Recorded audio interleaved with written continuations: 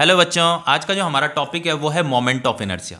सबसे पहली बात बच्चों, मोमेंट ऑफ इनर्शिया क्या होता है, मोमेंट ऑफ इनर्शिया की इंपॉर्टेंस क्या होती है, इसे मैं थोड़ी देर के बाद समझाऊंगा। सबसे पहले हम यहाँ पे मोमेंट ऑफ इनर्शिया का एक्सप्रेशन क्या होता है उसे समझ लेते हैं।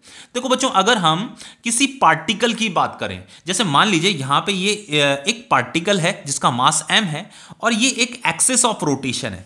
इस एक्सिस से r डिस्टेंस दूर ये पार्टिकल है जिसका मास m है। ये पार्टिकल यहां पे क्या कर रहा है, ऐसे रोटेट कर रहा है, ठीक है, सर्कुलर मोशन कर रहा है। तो इस पार्टिकल का जो मोमेंट ऑफ इनर्शिया होगा, इस एक्सिस के अबाउट जो मोमेंट ऑफ इनर्शिया होगा वो क्या होता है, वो mr² होता है।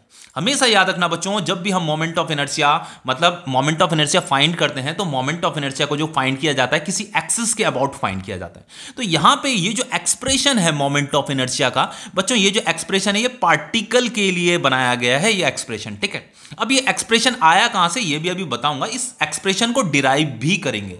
अभी आप इतना समझिए कि कोई अगर पार्टिकल है, कोई पार्टिकल साइज बॉडी है, मान लीजिए कोई पार्टिकल साइज बॉडी है और वो इस एक्सिस ऑफ रोटेशन से r डिस्टेंस दूर है और वो यहां पे रोटेट कर रही है। वो क्या कर रही है, रोटेट कर रही है।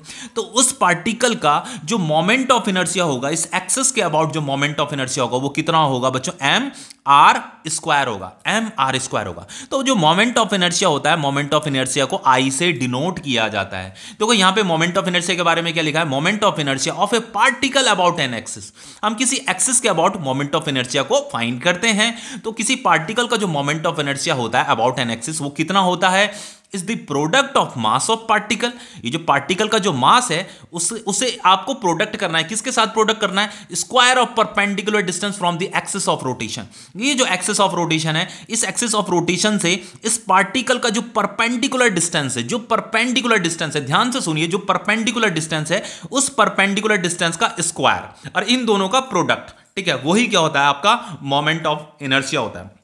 मोमेंट ऑफ इनर्शिया का जो एसआई यूनिट होता है बच्चों, केजी मीटर स्क्वायर होता है, सभी को पता है। मास को केजी में मेजर किया जाता है और ये आपका आर क्या है, यहां से लेकर के यहां तक का डिस्टेंस है, तो ये r² मतलब मीटर स्क्वायर, यही क्या होता है, इसका एसआई यूनिट होता है। अब यहां पे जो सबसे इंपॉर्टेंट चीज है बच्चों, ये जो मोमेंट ऑफ इनर्शिया का जो एक्सप्रेशन है, ये एक्सप्रेशन आया कहां से, ये एक्सप्रेशन आया कहां से, तो हमें इसी एक्सप्रेशन को डिराइव करना है। तो सबसे पहले इस एक्सप्रेशन को डिराइव कर लेते हैं कि ये एक्सप्रेशन आया कहां से। अब देखो बच्चों, जैसे यहां पे ये एक पार्टिकल है, ठीक है। अब आप ऐसे समझिए ये एक पार्टिकल है या कोई छोटी सी एक बॉडी है जिसे हम पार्टिकल साइज कंसीडर कर रहे हैं और इस पार्टिकल को हमने किसी रस्सी से यहां से बांध रखा है और ये रस्सी यहां से फिक्स हो रही है और हम क्या कर रहे हैं बच्चों, इस पार्टिकल को यहां पे घुमा रहे हैं। क्या कर रहे हैं, घूम मतलब ये एक किसी टेबल के ऊपर रखी हुई हमने, क्या कर रखा है, हमने किसी टेबल के ऊपर इसे रखा हुआ है और वो जो टेबल का जो सरफेस है बच्चों, जैसे मान लीजिए ये एक टेबल है, ये आपको टेबल दिख रहा है और यहां पे मान लीजिए ऐसे रस्सी है और यहां पे हमने एक पार्टिकल है, वो रस्सी ऐसे ऐसे घूम रही है, ठीक है, ऐसे ऐसे घूम रही है, ठीक है, वो पार्टिकल भी घूम रहा है। तो समझ रहे हो ना इसे, तो ये टेबल के ऊपर रखी हुई है लेकिन वो टेबल जो है फ्रिक्शन लेस होना चाहिए। हमें क्या करना है बच्चों, मैं आपको ये वाला एक्सप्रेशन समझाने जा रहा हूं कि ये एक्सप्रेशन आया कहां से, इसे डिराइव कैसे किया गया, ठीक है।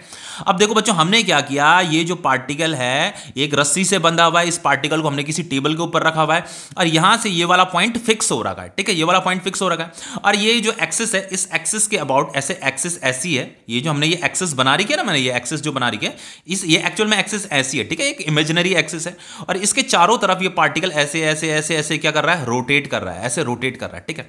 अब देखो बच्चों, ये पार्टिकल खुद ब खुद तो रोटेट नहीं करेगा ना भाई, हमने इसे कुछ एनर्जी दी होगी, हमने इसे हिट किया होगा, तो हिट करने से इसके पास कुछ v वेलोसिटी इसे मिली होगी। अब क्योंकि ये फ्रिक्शन लेस सरफेस है तो अगर इसे v वेलोसिटी मिलेगी तो इसी वेलोसिटी से यहां क्या करता रहेगा, ये रोटेट करता रहेगा। तो बच्चों अगर हमने इसे हिट किया, इसे कुछ एनर्जी प्रोवाइड करी, एनर्जी प्रोवाइड करने से इसे काइनेटिक एनर्जी मिलेगी। तो इसका जो काइनेटिक एनर्जी होगा बच्चों, इस पार्टिकल का जो काइनेटिक एनर्जी होगा वो कितना होगा, काइनेटिक एनर्जी का फॉर्मूला क्या होता है, हाफ mv का स्क्वायर। अगर इसे v वेलोसिटी मिली है तो हाफ mv², ये इसका काइनेटिक एनर्जी होगा, इतना आपको पता है।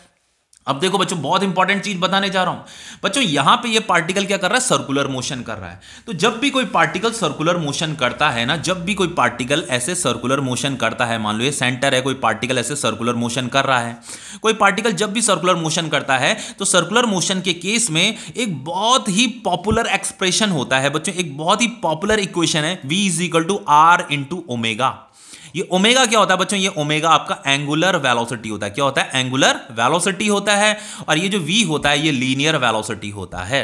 ये v क्या होता है? ये लीनियर वेलोसिटी होता है। कोई बॉडी अगर सर्कुलर मोशन कर रही है बच्चों, तो उस बॉडी के पास लीनियर वेलोसिटी भी होती है, उस बॉडी के पास लीनियर वेलोसिटी भी होती है। ऐसे ये वेलोसिटी का डायरेक्शन चेंज हो रहा है ना, लीनियर वेलोसिटी भी होती है। लेकिन सर्कुलर मोशन के केस में बच्चों बॉडी के पास एंगुलर वेलोसिटी भी होती है। तो ये जो लीनियर वेलोसिटी और ये जो एंगुलर वेलोसिटी होती है, इनमें जो रिलेशन होता है v = r × ओमेगा होता है। ओमेगा मतलब एंगुलर वेलोसिटी होता है। अब देखो थोड़ा एंगुलर वेलोसिटी के बारे में भी बता देता हूं। एंगुलर वेलोसिटी क्या होती है?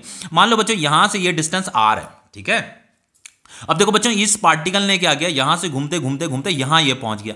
तो ये जब यहां पे पहुंचेगा तो इसने ये कुछ थीटा एंगल कवर किया, ठीक है। इसने ये कुछ यहां से ये थीटा एंगल कवर कर दिया। तो थीटा एंगल कवर करने में इस पार्टिकल ने यहां से लेकर के यहां तक मोशन किया, उसने कुछ थीटा एंगल कवर किया। थीटा एंगल कवर करने में उसने टी टाइम लिया। कितना टाइम लिया? टी टाइम लिया। तो बच्चों ये जो थीटा एंगल है इसे एंगुलर डिस्प्लेसमेंट बोला जाता है। तो ये जो एंगुलर डिस्प्लेसमेंट होता है डिवाइडेड बाय जो टाइम होता है, इसी को एंगुलर वेलोसिटी बोलते हैं। ओमेगा, ओमेगा ये वाला ओमेगा, ओमेगा का मतलब क्या होता है? Angular velocity.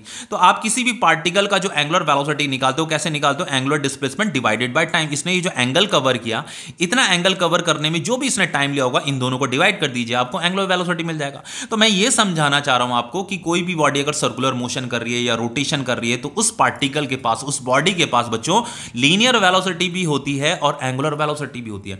तो उन दोनों में जो रिलेशन होता है बच्चों, वो रिलेशन ये होता है v = r × ओमेगा। ठीक है, समझ में आया? तो बच्चों यहां पे हमें पता है कि v = क्या होता है? r × ओमेगा होता है। भाई linear velocity = r × angular velocity. तो फाइनली हम बच्चों इस एक्सप्रेशन को, ये जो काइनेटिक एनर्जी का एक्सप्रेशन है, इसे हम ऐसे भी लिख सकते हैं 1/2m, v की जगह में r × ओमेगा आ जाएगा, v की जगह में r × ओमेगा का स्क्वायर आ जाएगा। समझ में आ रहा है? तो फाइनली ये जो एक्सप्रेशन है काइनेटिक एनर्जी का, ये क्या हो जाएगा? ½ × m r का स्क्वायर ओमेगा का स्क्वायर।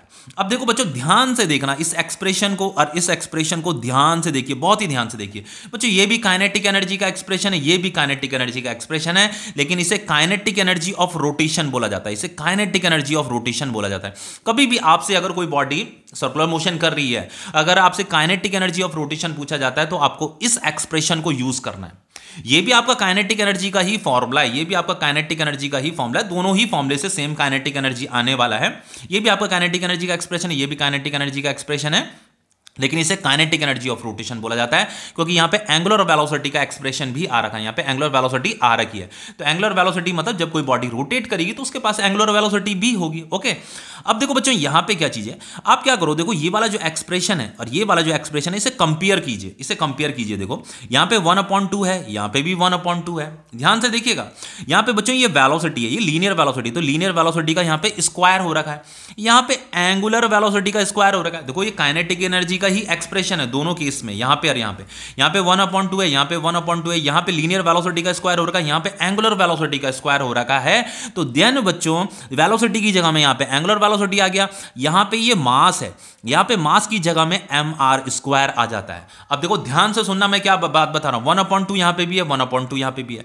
यहां पे वेलोसिटी है तो यहां पे एंगुलर वेलोसिटी है, यहां पे मास है तो यहां पे मोमेंट ऑफ इनर्शिया है, यहां पे मोमेंट ऑफ इनर्शिया, ये जो mr² होता है इसी को बच्चों मोमेंट ऑफ इनर्शिया बोला जाता है, इसी को मोमेंट ऑफ इनर्शिया बोला जाता है। ध्यान से सुनिए बच्चों, इसे मोमेंट ऑफ इनर्शिया बोला जाता है।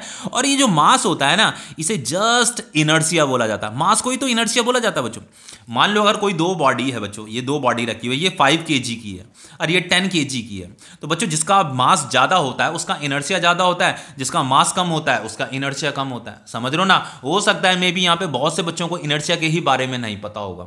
बच्चों सबसे पहली बात यह है, मोमेंट ऑफ इनर्शिया का एक्सप्रेशन तो आपको पता चल गया कि mr² होता है, वो भी किसी पार्टिकल का मोमेंट ऑफ इनर्शिया का एक्सप्रेशन ये होता है। अगर हम किसी पार्टिकल की बात कर रहे हैं, वो पार्टिकल के पास अगर एंगुलर वेलोसिटी है, वैसे एंगुलर वेलोसिटी है, वो रोटेशन अगर कर रहा है, तो उसका जो मोमेंट ऑफ इनर्शिया का एक्सप्रेशन होता है वो ये होता है। लेकिन बच्चों मोमेंट ऑफ इनर्शिया को समझने के लिए सबसे पहले आपको इनर्शिया को समझना पड़ेगा। बिना इनर्शिया के अगर आप मोमेंट ऑफ इनर्शिया समझने की कोशिश कर रहे हो तो आप अपने साथ नाइंसाफी कर रहे हो। पहले ही बता देता हूं, हकीकत बात है, बिना इनर्शिया के मोमेंट ऑफ इनर्शिया कभी समझा ही नहीं जा सकता। एक्सप्रेशन तो समझ में आ गया, लेकिन इससे फील भी तो होना चाहिए कि एक्चुअल में है क्या चीज, कॉन्सेप्ट क्लियर होना चाहिए ना पूरा अच्छे से तरीके से। तो बच्चों ये क्या है आपका, ये एक मोमेंट ऑफ इनर्शिया है, लेकिन ये क्या है, ये आपका मास है, मास को ही इनर्शिया बोला जाता है। तो बच्चों इस इक्वेशन का यूज हम कहां करते हैं, लीनियर मोशन के लिए करते हैं, लीनियर मोशन के लिए करते हैं। कहीं पे भी अगर ट्रांसलेशन मोशन हो रहा है या लीनियर मोशन हो रहा है तो हम काइनेटिक एनर्जी ऐसे फाइंड करते हैं। लेकिन बच्चों अगर रोटेशनल मोशन हो रहा है तो रोटेशनल मोशन के केस में अगर हमें काइनेटिक एनर्जी ऑफ रोटेशन निकालना है तो ध्यान हम इस इक्वेशन का यूज करते हैं। समझ रहे हो? तो होता क्या है, रोटेशन मोशन के केस में या रोटेशन मोशन के केस में मोमेंट ऑफ इनर्शिया जो रोल प्ले करता है वही रोल जो है लीनियर मोशन के केस में मास प्ले करता है। समझ रहे हो ना? जो रोल लीनियर मोशन के केस में मास प्ले कर रहा है वही रोल यहां पे इस इक्वेशन में रोटेशनल मोशन के केस में, ये रोटेशनल मोशन की इक्वेशन है, रोटेशनल मोशन की इक्वेशन, रोटेशनल मोशन के केस में वही रोल जो है यहां पे मोमेंट ऑफ इनर्शिया प्ले करता है। ठीक है, इतना समझ में आ गया। लेकिन बच्चों यहां पे देखो, ये जो काइनेटिक एनर्जी है आपका, यहां पे ये 1/2 है। ये जो mr² है, मैंने mr² क्या है, ये मोमेंट ऑफ इनर्शिया होता है बच्चों, इसे I से डिनोट किया जाता है। तो यहां पे हम mr² की जगह में I लिख सकते हैं, I ω²। तो ये आपका काइनेटिक एनर्जी है। लेकिन हमें यहां पे क्या पता चला बच्चों, ये जो mr² है इसी को मोमेंट ऑफ इनर्शिया बोला जाता है, इसी को क्या बोला जाता है, मोमेंट ऑफ इनर्शिया बोला जाता है। लेकिन अभी भी बहुत से बच्चों को मोमेंट ऑफ इनर्शिया की जो इंपॉर्टेंस है ना वो समझ में नहीं आई होगी। इतना तो समझ में आ गया होगा कि ये जो फॉर्मूला, ये फॉर्मूला यहां से डिराइव हुआ है, इस तरीके से ये डिराइव हुआ है। ठीक है, ये डिराइव तो इस तरीके से हुआ है, लेकिन इसकी इंपॉर्टेंस क्या है, इसकी जरूरत हमें क्यों पड़ती है, चलिए उसे समझते हैं सबसे पहले। ठीक है, देखो बच्चों, मोमेंट ऑफ इनर्शिया को समझने के लिए, उसकी इंपॉर्टेंस को समझने के लिए सबसे पहले आपको इनर्शिया को समझना पड़ेगा। जब आपको इनर्शिया समझ में आ जाएगा देन आपको मोमेंट ऑफ इनर्शिया समझ में आएगा, अदरवाइज इसकी इंपॉर्टेंस समझ में नहीं आने वाली। अब देखो बच्चों, मैंने यहां पे इस मास के बारे में क्या बताया था, मैंने कहा ये जो मास होता है इसी को इनर्शिया बोला जाता है, और यहां पे ये जो mr² है इसे मोमेंट ऑफ इनर्शिया बोला जाता है। अब देखो इसका थोड़ा समझाता हूं, ये है क्या चीज, एक्चुअल में क्या चीज है। देखो बच्चों यहां पे एक इनर्शिया है, देखो ये इनर्शिया है, ये एक मोमेंट ऑफ इनर्शिया। देखो दोनों में क्या डिफरेंस है समझते हैं। देखो बच्चों, इनर्शिया क्या होता है, इनर्शिया का मतलब होता है the inability of a body to move itself without any external force. देखो बच्चों, हर बॉडी के अंदर एक इनएबिलिटी होती है कि वो खुद ब खुद मूव नहीं कर सकती, उसे मूव कराना पड़ता है, उस पर कुछ एक्सटर्नल फोर्स लगाना पड़ता है, ध्यान वो मूव करती है। समझ रहे हो? तो उसके अंदर एक इनएबिलिटी होती है। तो इनर्शिया का मतलब inability of a body to move. ठीक है, इनएबिलिटी उसके अंदर एक छिपी भी होती है। ठीक है, उसके अंदर एक इनहेरेंट प्रॉपर्टी होती है, अंदर उसके अंदर एक प्रॉपर्टी होती है जिस प्रॉपर्टी की वजह से वो बॉडी खुद ब खुद मूव नहीं कर पा रही है। ठीक है, अब देखो जैसे मान लो ये बॉडी, इसका मास 5 kg है बच्चों, और इसका मास 10 kg है, इसका मास 5 kg है, इसका 10 kg है। तो बच्चों अगर मैं आपसे पूछूं कि इन दोनों में से किसका इनर्शिया ज्यादा है, तो बच्चों इसका इनर्शिया ज्यादा है, इसका इनर्शिया कम है, क्योंकि इसका मास ज्यादा है। मैंने आपको यहां पे स्टार्टिंग में ही बताया था कि जो मास होता है बच्चों, मास को ही इनर्शिया बोला जाता है, मास को ही क्या बोला जाता है, इनर्शिया बोला जाता है। तो जिस बॉडी का मास ज्यादा होगा उसका इनर्शिया का क्या होगा, यहां पे का जो इनर्शिया होगा बच्चों वो क्या होगा, इज मोर, ज्यादा होगा, यहां पे का इनर्शिया ज्यादा होगा। और इसका मास कम है तो यहां पे का इनर्शिया क्या होगा, इनर्शिया का होगा कम होगा बच्चों, यहां पे का इनर्शिया इज लेस होगा।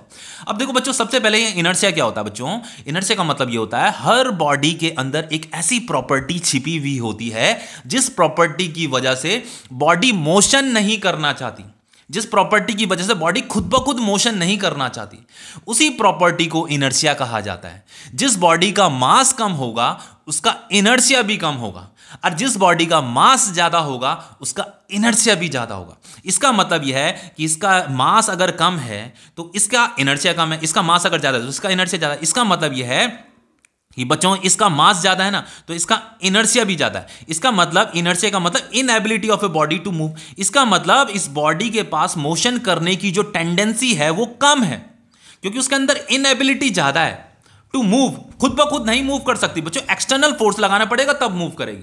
कहने का मतलब यह है कि मान लो मैंने इस बॉडी को कुछ एनर्जी दी, 100 जूल की एनर्जी दी, इसे भी मान लो मैंने 100 जूल की एनर्जी दे दी, दोनों को सेम एनर्जी दे दी, 100 जूल की एनर्जी दे दी। अब मान लो ये जो ग्राउंड है बच्चों, जिस ग्राउंड में हमने ये रखा हुआ ये फ्रिक्शन लेस ग्राउंड है। क्या है? फ्रिक्शन लेस, यहां फ्रिक्शन नहीं है, फ्रिक्शन लेस ये ग्राउंड है।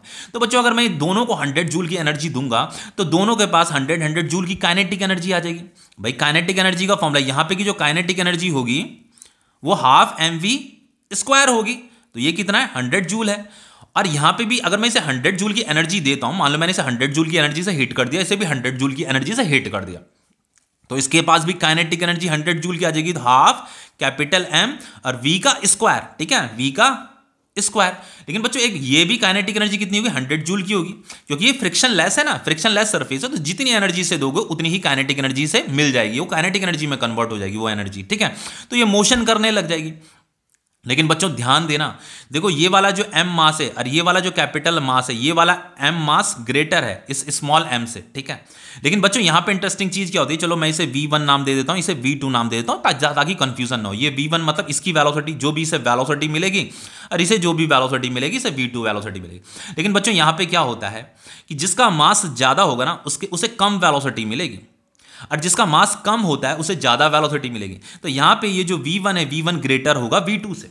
दोनों के पास सेम एनर्जी है, 100 जूल की, ये भी 100 जूल की एनर्जी से मूव कर रही है, ये भी 100 जूल की एनर्जी से मूव कर रही है, काइनेटिक एनर्जी मतलब। लेकिन बच्चों इसके पास वेलोसिटी ज्यादा है, इसके पास वेलोसिटी v1 वेलोसिटी ज्यादा है, इसके पास वेलोसिटी कम है। क्यों है बच्चों, ऐसा इसलिए हुआ क्योंकि इसका मास ज्यादा है, इसका इनर्शिया ज्यादा है, तो इसके अंदर इनएबिलिटी भी ज्यादा होगी, मोशन करने की इनएबिलिटी इसके अंदर ज्यादा होगी। तो जिसके अंदर इनएबिलिटी ज्यादा होगी तो उसके पास वेलोसिटी भी क्या होगी, कम होगी। समझ में आ रहा है ना, मतलब कहने का मतलब यह है बच्चों कि ये जो बॉडी है ये मोशन को अपोज ज्यादा करेगी, क्योंकि इसका मास ज्यादा है, इसीलिए इसके पास वेलोसिटी क्या है, कम है। इसके पास वेलोसिटी क्या है, ज्यादा है, क्योंकि इसका इनर्शिया कम था। समझ रहे हो, तो ये स्टार्टिंग में रेस्ट में था, तो इसके पास रेस्ट में रहने की टेंडेंसी क्या होगी, क्योंकि इसका मास कम है तो इसके पास रेस्ट में रहने की टेंडेंसी कम होगी।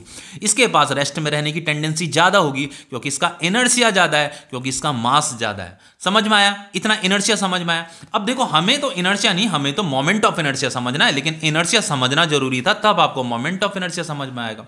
अब मैंने आपको स्टार्टिंग में ही बताया था कि जो आपका मोमेंट ऑफ इनर्शिया होता है बच्चों, वो रोटेशन से रिलेटेड होता है। किससे रिलेटेड होता है, रोटेशन से रिलेटेड होता है। अब देखो बच्चों, जैसे मान लीजिए यहां पे ये आपका एक्सिस ऑफ रोटेशन है, और इस एक्सिस ऑफ रोटेशन से r डिस्टेंस दूर यहां पे एक पार्टिकल है। ये पार्टिकल यहां पे क्या कर रहा है, रोटेट कर रहा है। अभी चलो सपोज करके अभी ये रोटेट नहीं कर रहा है, ठीक है, किसी टेबल के ऊपर हमने रखा हुआ है, इस बॉडी को ऐसे टेबल के ऊपर रखा हुआ है, एक रस्सी है, एक रस्सी से हमने ये पार्टिकल बांध रखा है, इसका मास m है। अब दूसरा केस क्या है बच्चों, सेम दूसरा केस ये है कि यहां पे ये एक्सिस ऑफ रोटेशन है, m इस पार्टिकल का मास m है, यहां पे भी पार्टिकल का मास क्या है, m है। लेकिन हमने यहां पे रस्सी थोड़ी लंबी रस्सी है, यहां पे r डिस्टेंस था रस्सी का, यहां पे ये कैपिटल R डिस्टेंस है, मतलब ये जो कैपिटल R है ये ग्रेटर है स्मॉल r से, ये है कहने का मतलब। तो ये रस्सी यहां पे इसकी लेंथ इतनी थी, यहां पे रस्सी की लेंथ ज्यादा है। समझ रहे हो। अब देखो ये दोनों का मास क्या सेम है, इस पार्टिकल का मास m है, इसका भी मास m है। अब हमने क्या किया बच्चों, यहां पे ध्यान से सुनना मैं क्या कहने जा रहा हूं आपको, तभी आपको मोमेंट ऑफ इनर्शिया समझ में आएगा। अदरवाइज मोमेंट ऑफ इनर्शिया को बस यहीं तक रटते रह जाओगे, बाकी कुछ समझ में नहीं आएगा, ठीक है। अब देखो बच्चों, हमने क्या किया, मैंने इसे कुछ एनर्जी, मान लो मैंने यहां पे इसे कुछ 100 जूल की एनर्जी दी, इसे भी 100 जूल की एनर्जी दी, इसे भी 100 जूल की एनर्जी दी। तो अगर मैं इसे कुछ एनर्जी दूंगा बच्चों, तो एनर्जी देने से क्या होगा, ये यहां इस टेबल के ऊपर रखी हुई है, यहां पे रोटेट करने लग जाएगी। लेकिन बच्चों ध्यान देना, दोनों को सेम एनर्जी दे रखी है, दोनों को सेम एनर्जी दे रखी है, तो दोनों यहां पे क्या करेगी, रोटेट करेगी। तो इसके पास भी काइनेटिक एनर्जी होगी, इस पार्टिकल के पास भी काइनेटिक एनर्जी होगी, इस पार्टिकल के पास भी काइनेटिक एनर्जी होगी, दोनों के पास काइनेटिक एनर्जी होगी। लेकिन बच्चों ध्यान दो, जब बॉडी रोटेशन करती है तो उसकी काइनेटिक एनर्जी का एक्सप्रेशन क्या होता है, 1/2 mr² ओमेगा स्क्वायर, ये मैंने आपको बताया था। तो यहां पे जो एक्सप्रेशन होगा 1/2 mr², ये वाला r², और ये ओमेगा स्क्वायर, ठीक है, ध्यान देना यहां पे। अब यहां पे देखो एक्सप्रेशन क्या आएगा, यहां पे भी आएगा 1/2, मास तो m ही है, यहां पे r, ये वाला r लिया था तो यहां पे कैपिटल R लेंगे, r का स्क्वायर। अरे यहां पे का चलो ओमेगा को हमने ओमेगा डैश स्क्वायर बोल दिया। देखो बच्चों यहां पे इसके पास कुछ एंगुलर वेलोसिटी होगी, एंगुलर वेलोसिटी मतलब यहां ये बॉडी क्या कर रही है, रोटेट कर रही है, तो उसके पास एंगुलर वेलोसिटी ये ओमेगा है, ठीक है। तो यहां पे भी बॉडी क्या करेगी, रोटेट करेगी, तो यहां पे की जो एंगुलर वेलोसिटी है वो डिफरेंट है, तो उसे हमने ओमेगा डैश बोल दिया। क्या बोल दिया, ओमेगा डैश बोल दिया, तो ये ओमेगा डैश का स्क्वायर। लेकिन बच्चों यहां पे इंपॉर्टेंट चीज बताता हूं, देखो ये mr² क्या बच्चों, ये मोमेंट ऑफ इनर्शिया है, ये भी mr² क्या, ये भी मोमेंट ऑफ इनर्शिया। लेकिन ये मोमेंट ऑफ इनर्शिया, इसका मोमेंट ऑफ इनर्शिया यहां पे, ये वाली जो बॉडी है ये r डिस्टेंस दूर है, कैपिटल R डिस्टेंस दूर है, तो इसका जो मोमेंट ऑफ इनर्शिया उसे हम I डैश से डिनोट कर रहे हैं, ठीक है। तो मोमेंट ऑफ इनर्शिया mr² है। अब आप ये बताइए, ये वाला मोमेंट ऑफ इनर्शिया ज्यादा है या ये वाला मोमेंट ऑफ इनर्शिया ज्यादा है, बताइए।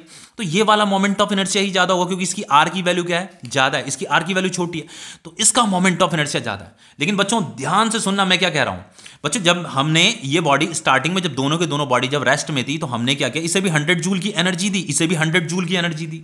तो बच्चों इन दोनों के पास ये एक फ्रिक्शनलेस टेबल के ऊपर रखी हुई है, फ्रिक्शनलेस टेबल के ऊपर रखी हुई है, तो इन्हें जो काइनेटिक एनर्जी मिलेगी, मतलब हमने इसे सेम एनर्जी से हिट किया है और दोनों का मास भी सेम है। लेकिन बच्चों होता क्या है, दोनों के पास काइनेटिक एनर्जी तो सेम रहेगा, दोनों के पास काइनेटिक एनर्जी तो सेम रहेगा, जितना काइनेटिक एनर्जी यहां पे होगा उतना ही काइनेटिक एनर्जी यहां पे भी होगा। लेकिन इंटरेस्टिंग चीज ये है बच्चों, यहां पे का मोमेंट ऑफ इनर्शिया ज्यादा है, यहां पे का मोमेंट ऑफ इनर्शिया कम है, यहां पे भी 1/2 है, यहां पे भी 1/2 है, काइनेटिक एनर्जी इक्वल आना चाहिए।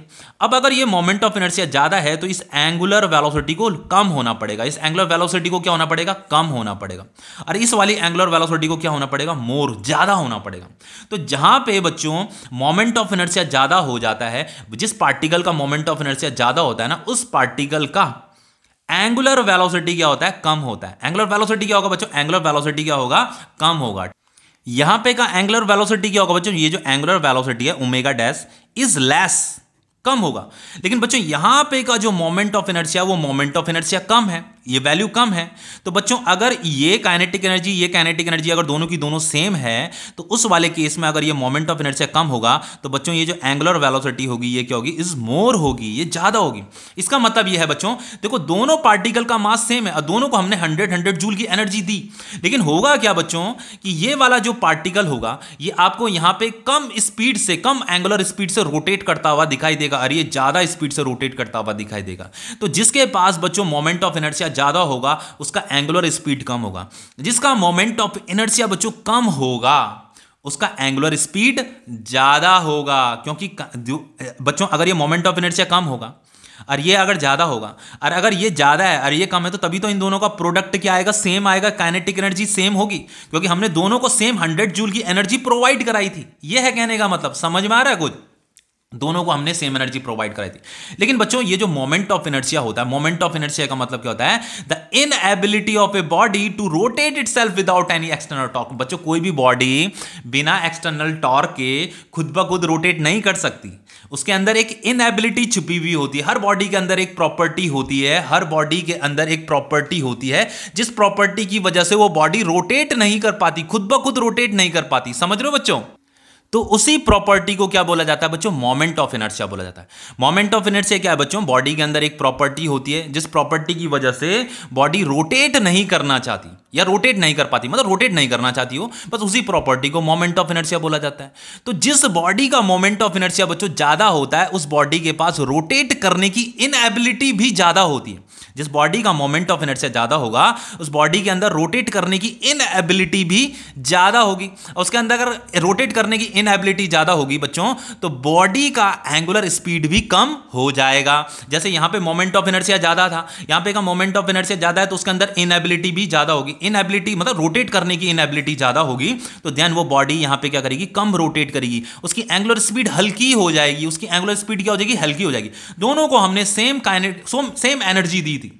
लेकिन बच्चों ये क्या हो रहा है, ये जो है एक चक्कर जो काट रहा है ना, एक चक्कर काटने में ये कम टाइम ले रहा है और ये एक चक्कर काटने में ज्यादा टाइम ले रहा है। कहने का मतलब ये आप इतना समझ लीजिए, ये क्या है, ये जल्दी ये 1 रिवोल्यूशन जो है जल्दी कंप्लीट कर दे रहा है और ये 1 रिवोल्यूशन थोड़ा देर में कंप्लीट कर रहा है। ये ज्यादा टाइम इसलिए ले रहा है, 1 रिवोल्यूशन कंप्लीट करने में ये ज्यादा टाइम इसलिए ले रहा है क्योंकि इसका जो एंगुलर स्पीड है वो लेस है। समझ रहे हो ना, इसका एंगुलर स्पीड लेस है।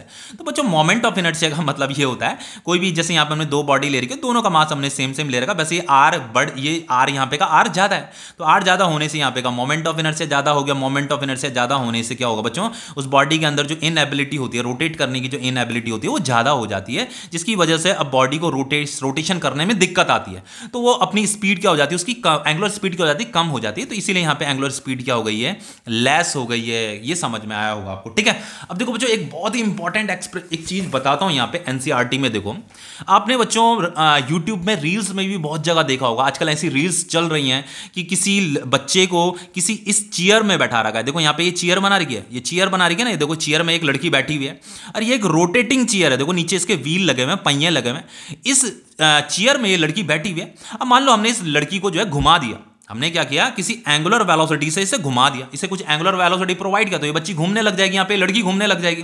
लेकिन बच्चों इस लड़की ने क्या कर रखा है, अपने हाथ बाहर की तरफ स्ट्रेच कर रखे हैं। इसने अपने हाथ क्या कर रहे हैं, बाहर की तरफ स्ट्रेच कर रखे हैं।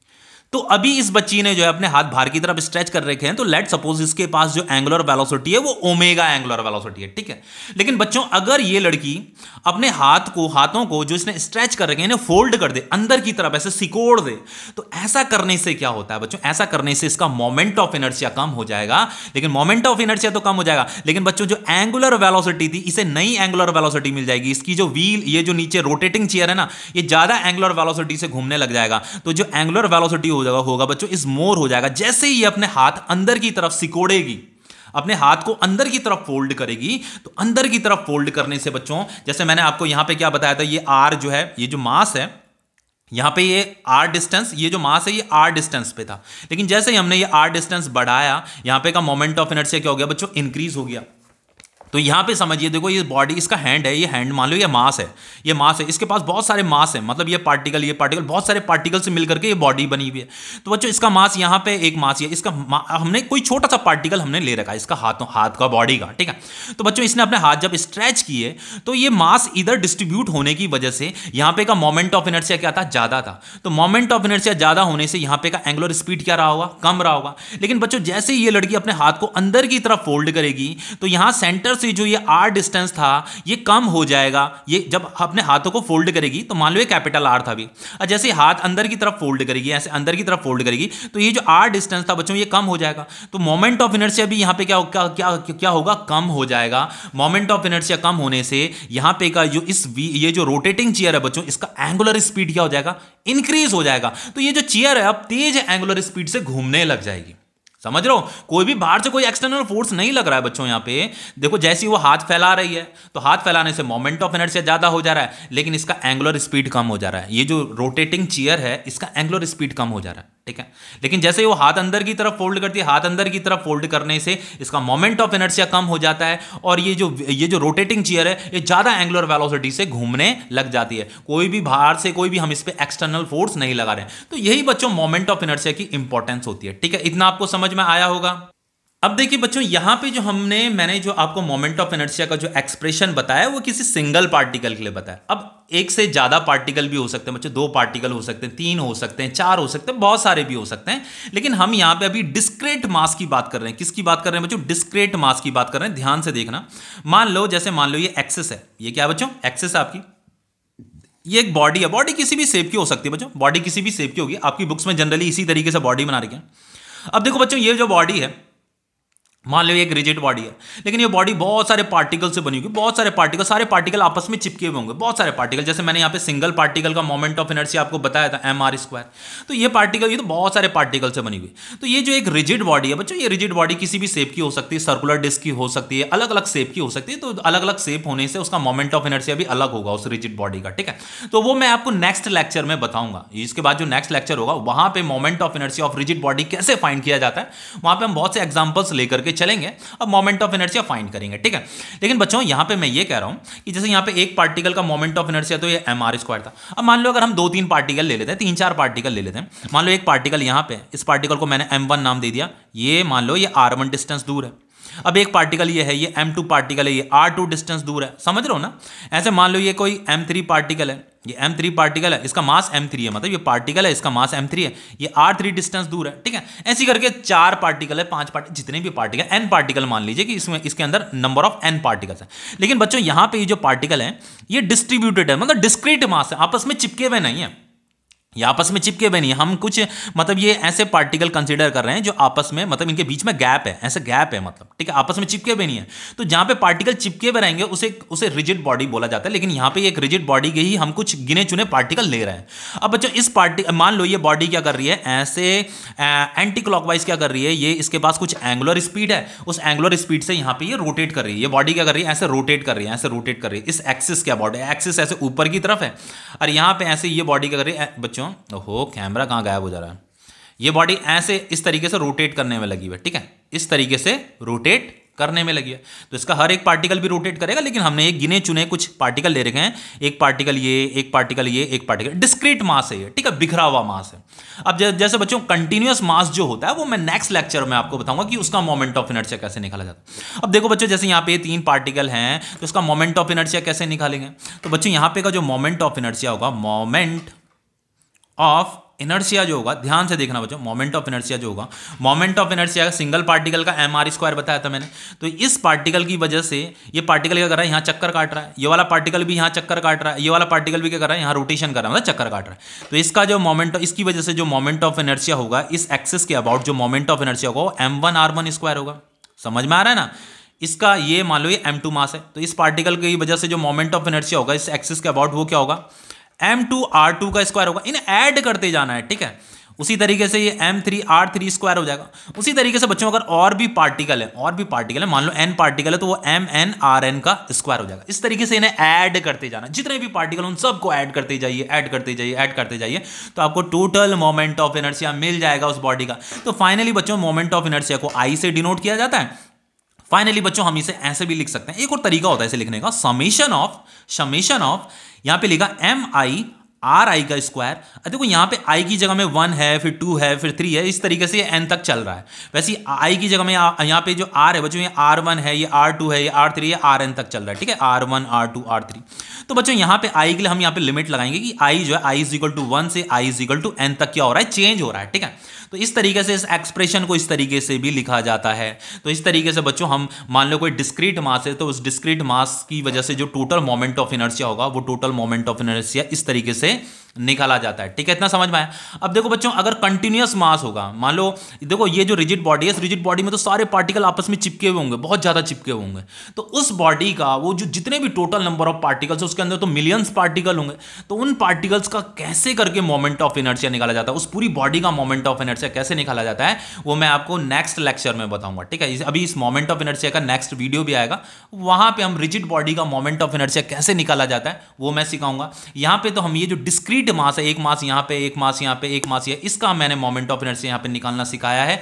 सिंगल बॉडी का, कोई सिंगल पार्टिकल बॉडी है, उसका जो मोमेंट ऑफ इनर्शिया होता है, उसका जो एक्सप्रेशन होता है mr² होता है, ठीक है। तो ये टॉपिक आपका कंप्लीट हो गया है। नेक्स्ट टॉपिक भी आपका मोमेंट ऑफ इनर्शिया का ही होगा, लेकिन वहां पे हम moment of inertia of rigid body के बारे में पढ़ेंगे, ठीक है बच्चों। तो लेक्चर आपका कंप्लीट हो गया, ओके।